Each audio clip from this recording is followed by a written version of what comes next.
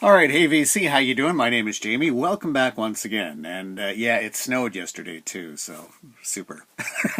So we're back. I got some more vinyl for you on this one. Before I get to that, last video I did an unboxing and unwrapping of the Jimi Hendrix 50th anniversary set for Electric Ladyland, the box sets, both the vinyl and the CD version. I had yesterday off, so I was able to listen to all of it. Didn't get to the Blu-ray, but overall I think it's fantastic. The vinyl sounds incredible. It is just beautiful to listen to, and the double album of bonus tracks or unreleased stuff is great. It just gives you a real insight into sort of the creative process with Jimi Hendrix, and it's a lot of instrumental stuff, some acoustic stuff, just kind of some just laid back electric guitar stuff, but it's just wonderful to listen to.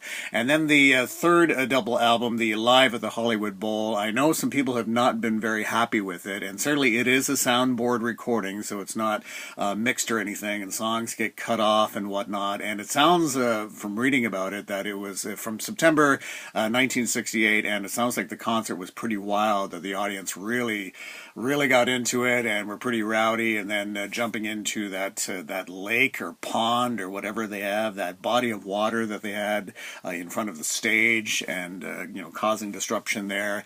And who knows in terms of the recording, whether they were distracted or what else was going on. But overall, I don't think it's too bad. I mean, I can see why some people aren't pleased with it, because it's not a great recording with songs getting cut off. But then you've got, the Star Spangled Banner on that, from 1968, almost a year before he did it, almost a year before he did it at Woodstock. So just incredible. I think overall it's a great package, and I think they really did a great job. Okay, enough about that. Let's get to some vinyl. This is my first Facebook vinyl haul. That's right, a Facebook vinyl haul. A friend of mine, John, who always kind of keeps me in some of the vinyl loops in terms of what's available locally, or often is pretty good with the VCLT sort of thing, alerted me to somebody who in my area was selling some vinyl, and advertised it through Facebook. So then I checked it out, and they had just posted it, and then they had like a set price for like a stack of albums and a box of 45. So, and from the vinyl that was displayed, it looked like something I'd be interested in. So I had some time. I was able to get out and pick it up. So overall, I'm pretty pleased with it. It's definitely, stuff that's right down my alley. And overall, the records are in pretty good condition. One or two of the records are missing, like some of the inserts or that sort of thing. But, well, let's take a look at them. And I think I only had like one or two doubles, but most of it was stuff that I didn't have. So that's a good thing. So my first Facebook vinyl haul. First off, AC/DC's. For those about to rock, we salute you. There you go. And now, I think this originally came with at least some sort of lyric insert or lyrics on the inner sleeve. That's not included in this one, but this has the the raised lettering and everything like that. And then it's got the nice gatefold. And of course, this is the album that came out right after Back in Black. And it does have the label there on Atlantic. Overall, it's a great album. For AC/DC, I tend to be a Bon Scott fan more so than a Brian Johnson fan, although I do like a lot of the Brian Johnson stuff. But there you go, AC/DC. For those about to rock, we salute you. And keeping in a certainly rocking vein, we've got the debut from Van Halen. Their debut album, produced by Ted Templeman, who did stuff with the Doobie Brothers. And you forget what a good debut that this is. I mean, certainly with Eruption and, Jamie's Crying. Love their cover of The King She Really Got Me. But even like Ice Cream Man, like an old kind of bluesy tune. It's a really solid debut. And this did come with the inner sleeve. It's a little worn, but yeah, the working up a sweat there, the boys. But yeah, Van Halen, their debut album. All right, and speaking of debuts, we've got George Thorogood and the Destroyers, their debut album, again, totally setting the template for what's to come. And this was on the Rounder Records label. In Canada, it's a Canadian pressing, so in Canada it was distributed by Quality Records. But there you have it. And then the song listings, of course, includes one bourbon, one scotch, one beer, and again on the Rounder label. So very cool.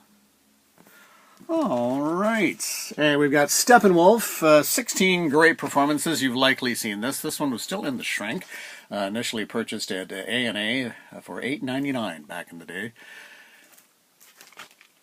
And just the single album. It's got pretty much, Magic Carpet Ride, Born to Be Wild, The Pusher, on MCA.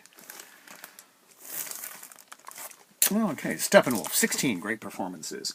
And more great performances with this one, Lynyrd Skynyrd's Gold and Platinum. Lynyrd Skynyrd Band Gold and Platinum. Now, this is a later issue because I recall this being this is a double album, but I recall the original being a gatefold. This one's not. However, it's nice to see that they do have the, looks like at least the original sleeves, or at least the lyric sleeves included. And it's giving you all the big hits. Sweet Home Alabama, Freebird, you name it, Saturday Night Special, it's all on here. Once again on the MCA label, but nicely with the Lynyrd Skynyrd Band on the top. Yeah, I think the original, I think this is a 1980 pressing, and the original came out in like 78, 79. Something like that. Okay, and we've got a lot of debuts, interestingly, on this one. David Wilcox, a great Canadian singer, blues guitarist, and this is his debut album, Out of the Woods, and this was a Capitol reissue in 1983, but this album first came out independently in 1977, I believe. This is when he signed to Capitol, they reissued his first album. That gives you a list of the song listings. Do the Bearcat was certainly a big Wilcox hit. Also Bad Apple, that Hypnotizing Boogie. Still does many of these songs today. But again, another one that really sort of set the template for what was to come. David Wilcox, still going, still at her. So, yeah, interesting on that sort of green label there. Okay, and another debut for this Facebook vinyl haul. We've got Ozzy Osbourne's Blizzard of Oz. And I couldn't remember if there was anything for the insert on the sleeve, but there's certainly nothing with this edition, and this on the Jet label, Jet Records. And yeah, Ozzy's great debut. What can you say? Blizzard of Oz, when you've got, I don't know, Crazy Train, Suicide Solution, Mr. Crowley, and of course Ozzy with Randy Rhoads on all guitars. I love that. Randy Rhoads, yeah. Great guitarist, sadly missed. And speaking of great guitarists, we've got Eric Clapton's Just One Night. And I was pretty happy to pick this one up. Some live stuff, and this was recorded live in Japan, I believe. Yes, live at Budokan, maybe. And there's the nice gatefold. He talks about there. And then you have the song listings. And certainly this is at a time when Eric Clapton's not screaming or really wailing on the guitar. He's kind of holding back a little bit, but still playing great. When he kicks it off with Tulsa Time, that kind of sets the tone. But you've got, Lay Down Sally, Wonderful Tonight, obviously, but then, Cocaine and Further Up the Road. Yeah, overall a good album. And on the RSO label. There's the one. Okay, something a little different, getting out of the sort of the classic rock or the rock vein. Wall of Voodoo, Call of the West, a band that I almost kind of completely forgotten about. I was trying to place Wall of Voodoo. Why do I know them? They had the hit Mexican Radio, and this is from, this came out in 1982. I think Mexican Radio was the hit from 1983. But yeah, this album is definitely sort of, new wave, kind of goofy, too. If you can remember the song Mexican Radio, that sort of really over-affected way that they had of singing and delivering. It's on the IRS label, so it's kind of in keeping with some of the stuff that was on this label.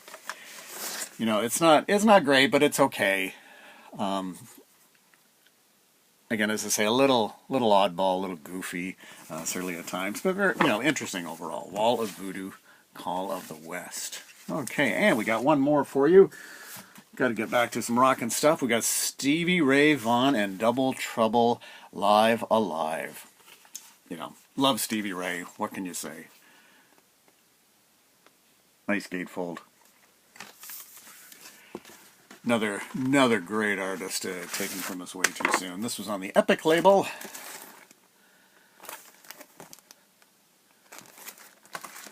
And yeah, there's the back there.